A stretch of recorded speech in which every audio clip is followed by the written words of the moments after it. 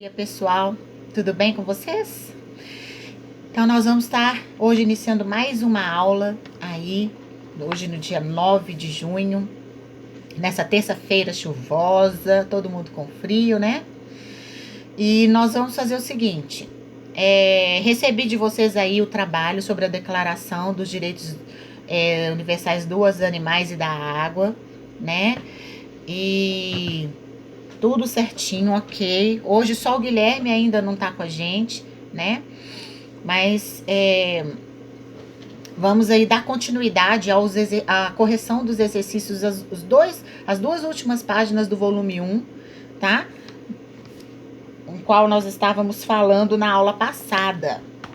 Então abram aí a apostila de vocês, né? Quem me enviou aí a foto do para casa, ok, parabéns. E vamos dar continuidade para finalizar o nosso volume 1, tá? Aí nós estamos falando sobre o gênero textual declaração, né? Nós vimos aí o que compõe esse gênero e na pesquisa que vocês fizeram ficou mais claro ainda. A gente acabou de fazer eu acabei de fazer uma apresentação para vocês aí sobre o que foi possível, né? O que é possível achar nas redes sociais sobre essas declarações. E nós achamos uma, e vocês viram aí que ela é composta, como a gente aprendeu na apostila, por preâmbulo, né? O preâmbulo que traz todas as considerações iniciais, as orientações jurídicas e políticas a respeito do que vai ser tratado, né? Quem escreveu a resolução, né? O título dela, né? Como que é dividido esses itens, em artigo, como é? Nós vimos então. Agora, dando continuidade ao que a gente estava fazendo aí na página 83, nós vamos então, nós paramos no exercício, na letra B, né? Na letra B da página 83, ok? Lembram aí sobre o que a gente estava falando? Sobre se a palavra é formada por derivação ou composição. Lembram disso? Isso a gente falou muito na última aula também. Então, vamos dar continuidade à correção aí. Então, só relembrando, não é o processo de composição e de derivação. Nessa questão aí, tá pedindo pra gente fazer a formação, dizer corretamente qual que é o processo de formação das palavras sem terra, sertanista e rever. Sem terra, apareceu uma palavrinha com um hífen, já de cara você pode já perceber que é processo de composição. Por quê? O processo de composição, ele é quando uma palavra só é formada pelo acréscimo de dois radicais. O sem terra. Cada um com seu radical, cada um com seu significado. Formou uma só palavra, processo de composição. Agora a palavrinha sertanista, vem de qual palavra que vocês disseram aí? Sertão. E qual que é o que está sendo acrescentado no radical dessa palavra? Está acrescentado um sufixo ou está acrescentado um prefixo? Um sufixo. Então, ela é uma palavra formada por derivação pelo acréscimo de sufixo. E a palavrinha rever? Qual que é o radical dessa palavra? Ela vem de que palavra? Ver. Muito bem. Isso. Ela é uma palavra formada por derivação pelo acréscimo de prefixo. Ok?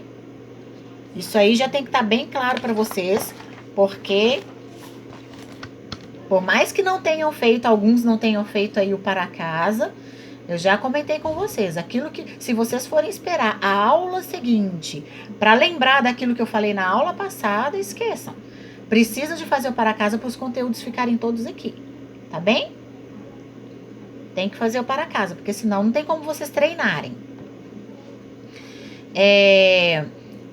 Esse processo de composição e de derivação é super simples de identificar.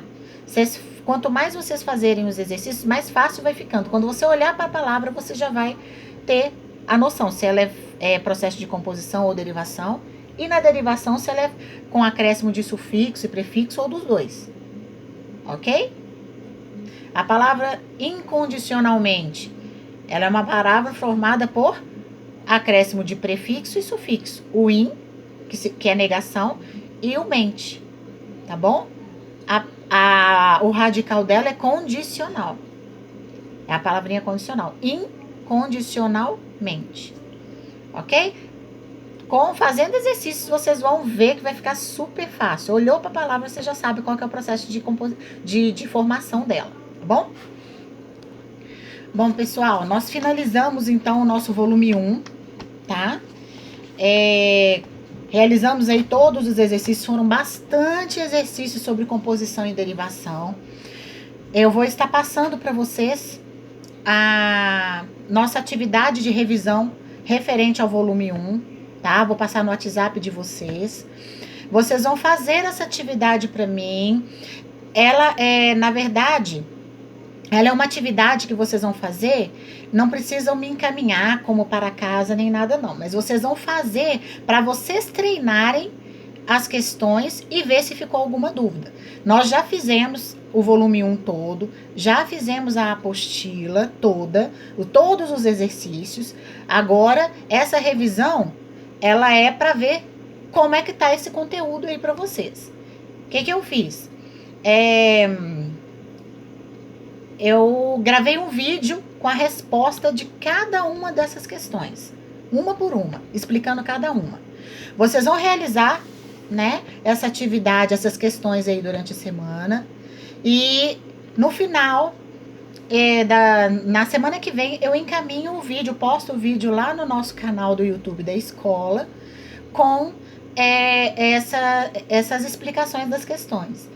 O meu conselho é que vocês façam as questões, não esperem o vídeo chegar para poder vocês responderem, né? Isso é um compromisso que vocês têm com vocês mesmos, né? Nós aqui como professores, a nossa função é essa, orientar vocês no estudo, passar a matéria como a gente fez aí no volume 1, corrigir o exercício com vocês, tirar as dúvidas aqui com vocês.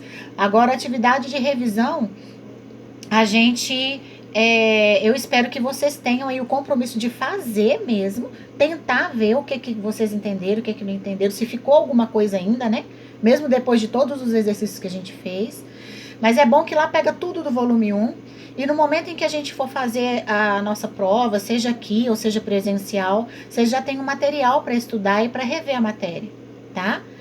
Então, é mais fácil que eu grave um vídeo e fique postado para vocês, porque se nós formos corrigir, como é muita questão e é do volume 1 inteiro, se nós formos corrigir aqui no nosso momento de aula online, a gente nunca vai iniciar. Ou nunca é muito, né? Vai demorar muito para iniciar o volume 2. Ou dar continuidade, porque nós vamos iniciar o volume 2 agora. Tá bom? Entenderam direitinho? Então é para fazer. Quando eu for encaminhar, subir o vídeo lá para nosso YouTube, nosso canal do YouTube, eu vou avisar vocês. Gente, tá disponível, tá? O vídeo com a correção das questões da atividade de revisão. Aí eu aviso e vocês vão lá e corrigem, uma por uma. Aí é mais um momento de estudo que vocês vão ter. E aí vai ficar, belezinha. Ok? Vamos então dar início aí ao nosso volume 2? Oi, fale. Quem chamou?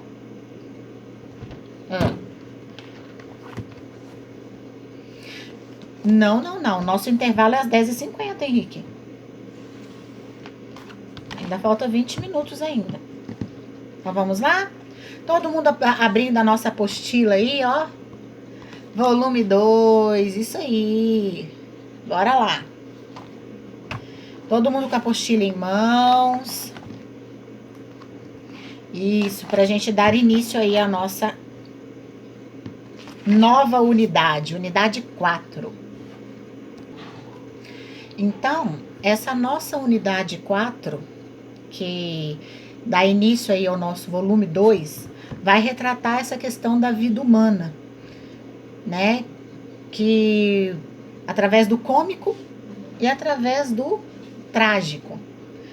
E nós temos um representante no cenário aí artístico muito assim propício pra gente falar, que é o Charlie Chaplin, né? E ele falava muito sobre as questões, sobre o cotidiano, sobre a vida humana, não é mesmo? E através do humor, ele poderia, ele trazia leveza àquilo aquilo que era informado por ele, né? Mas ao mesmo tempo ele usava esse papel cômico como uma denúncia. Para quê? Para trazer uma reflexão sobre a realidade que era vivida naquela época, né? Ele fez isso como ninguém. E numa época em que realmente algo precisava ser falado frente à exploração da força de trabalho dentro das fábricas. Então ele fazia isso com muita, muita maestria. Quando a gente fala aí sobre a questão da denúncia, nós vemos isso como algo que traz uma reflexão sobre situações que a gente vive dentro da sociedade, né? E quando a gente vê aí, ó, essas imagens aí de abertura, olha as imagens. Olha as imagens de abertura. Então, de todo modo, a arte apresenta-se como um meio pelo qual se pode fazer críticas à sociedade, levando as pessoas a refletir sobre ela, seus problemas e seus costumes, né? Essas imagens de abertura aí, como a gente estava falando, elas mostram o quê? O Charlie Chaplin, um dos mais famosos filmes que ele já fez, que foi Tempos Modernos, né? E ele teve um importante papel aí no cinema, né, internacional. Entre suas funções estão a de ator e diretor. Então, nós vamos ver aí. Quem já assistiu alguma coisa de Charlie Chaplin? Não. Quem é que assistiu? Eduardo, foca na aula. Qual que era, quais que são os filmes que vocês já viram sobre Charlie Chaplin? Alguém já viu algum? O Henrique viu, né? Então, tem várias coisas dele na internet, muito legal. Ele...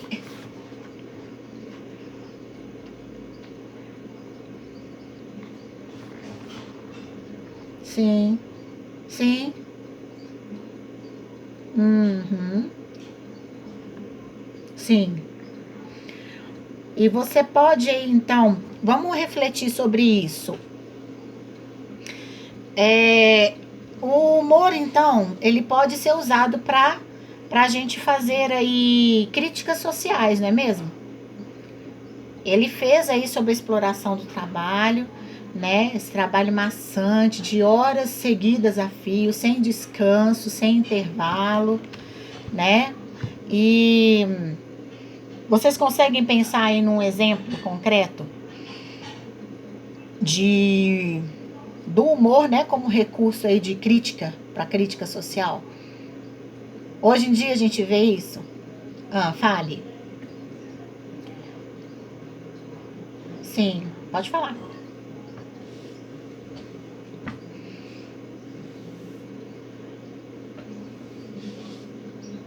A gente prestar atenção nas coisas do dia a dia, né? Na violência contra a mulher, no trabalho com crianças pequenas, né? Tudo aquilo que precisa ser denunciado, a gente pode transformar isso. Então, ou seja, de uma forma cômica, você fala sobre várias questões, sobre a poluição do meio ambiente, a degradação do meio ambiente. Você faz essas denúncias de uma forma leve, sem agir diretamente, né, denunciar diretamente, mas leva as pessoas que estão assistindo aquilo a refletirem sobre o que está sendo falado, né, o que está sendo exposto ali de uma forma bem humorada, né, algo que seja dramático em nossa sociedade. Então, a realidade da vida humana, ela pode ser representada de várias formas. E uma das formas mais utilizadas aí é o teatro, né? O teatro, nós temos aí que ele serve para vários fins.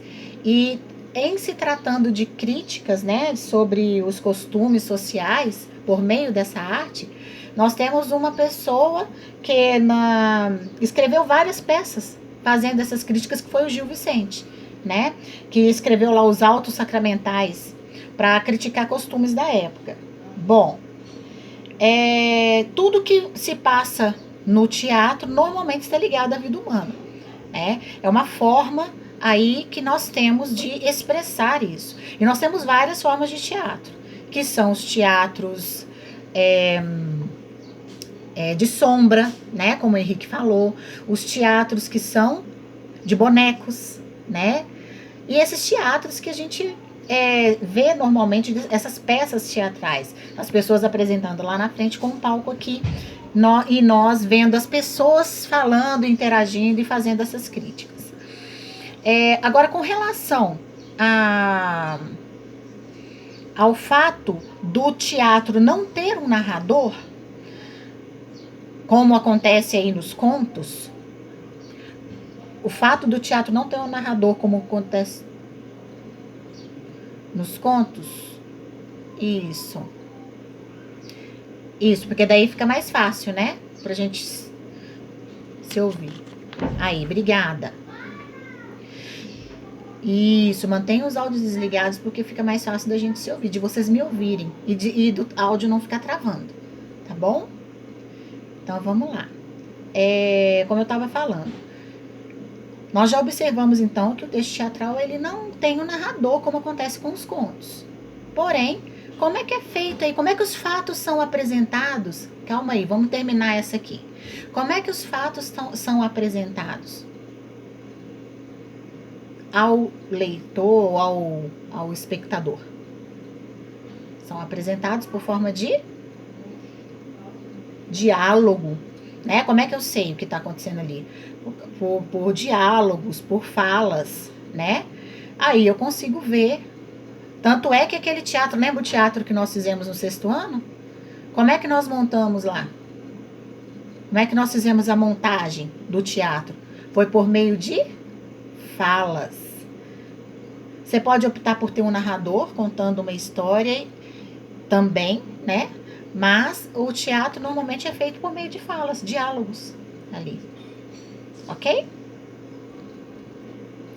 Então, dando continuidade aí à página 7, nós vemos que o texto, né, teatral, ele pode ser escrito em prosa ou em verso, né? E se materializar em vários gêneros textuais. E nós temos aí que ele pode se transformar em o alto, né, como os autos sacramentais aqui do Gil Vicente, e em vários outros, em tragédia, em ópera. E nós vamos ver aqui, hoje, o fragmento de um auto de Natal, que foi adaptado da estrutura de um texto teatral, A Morte e Vida Severina, que foi feito em versos. E é uma das obras mais importantes que a gente tem aí na literatura brasileira, tá? E a obra Morte e Vida Severina, ele conta a história de um personagem, que é o Severino, que é retirante, né? Ele vivia ali no sertão nordestino, e ele sai da terra dele para ir para o Recife, tentar uma vida melhor, e vai ali pelo rio Capiberibe. Ele conta ali, ele retrata nessa obra a seca do Nordeste. Ele retrata ali nessa obra a fome e a situação miserável a qual muitos vivem, né? E é um texto assim muito interessante, algo assim que faz essas denúncias, né, que a gente comentou, as denúncias da realidade social, da realidade vivida, e ele faz assim, é muito, muito interessante. E ele é dividido aí em 3 cenas, né? Na primeira, ele apresenta-se, na segunda ele faz todo aquele balanço do que ele viu até então e ele só vê morte e seca, ele retrata todo esse sofrimento e no final, na terceira cena, ele coloca ali algo surpreendente, ele se depara com algo surpreendente que seria o renascimento, né? Nasce ali uma criança, e isso faz com que ele reflita, né? Que enxergue a vida por um outro lado, que apesar de sofrida, ela ainda vale a pena. Então vamos fazer essa leitura e viver essa aventura aí com ele, conhecer um pouquinho mais a respeito dessa obra, essa literatura muito importante no nosso Brasil. Pessoal, finalizando aí então, vamos marcar a nossa atividade para a próxima aula. Vocês vão realizar então na página 12, a partir da letra B do número 7, que foi onde a gente parou, até a número 11, nessa página 13, tá? Então vai ser página 12 e página 13 de atividade de ir para casa para a semana que vem, ok? Um abraço para vocês, viu? Deus abençoe, foi ótima a nossa aula, super produtiva. E qualquer dúvida, estou à disposição no privado, tá? Beijos.